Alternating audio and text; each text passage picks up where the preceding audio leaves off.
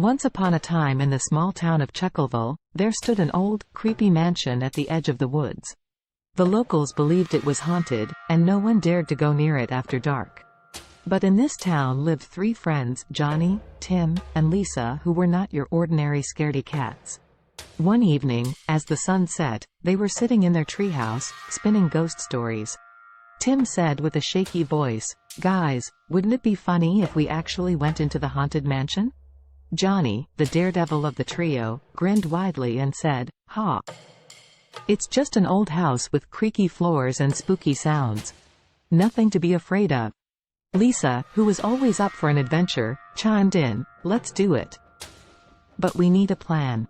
They hatched a plan to go into the mansion at midnight, armed with flashlights, and try to find the ghost, to prove that it was all a hoax.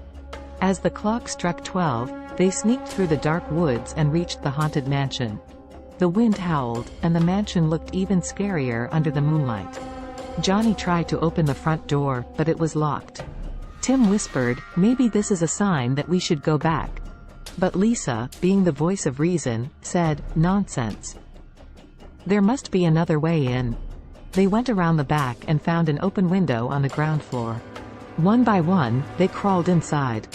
The inside was dusty, cobweb-filled, and eerily quiet. Just as they started to explore, the floorboards creaked, and they heard a faint moaning sound. "Guys, did you hear that?" whispered Tim, his eyes wide with fear. Johnny, the comedian of the group, quickly replied, "Oh, it's just the ghost saying, 'I'm hungry, can someone bring me a pizza?'"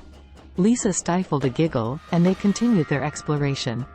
As they moved from room to room, they encountered more spooky sounds and flickering lights.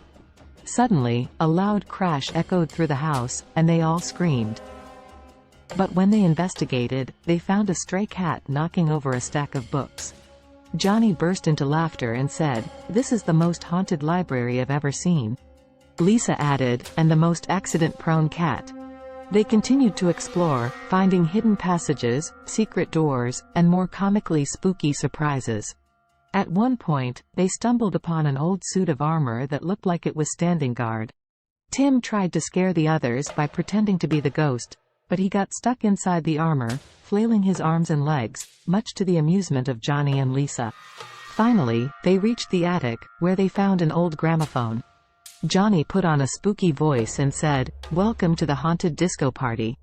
The trio danced and laughed, not realizing that their flashlights were casting strange shadows all around. As they made their way back downstairs, they heard a loud voice booming, "Who dares intrude in my mansion?" They froze in fear, and then they saw him, the supposed ghost, a tall, old man with a long white beard, wearing a bathrobe and holding a candlestick. Johnny couldn't help himself and blurted out, "Is this your bedtime, Mr. Ghost?" To their surprise, the man burst into laughter. "Ha ha. You kids are something else. I'm not a ghost, I'm the caretaker of this mansion." He explained that the spooky sounds were just old pipes, creaky floors, and the wind.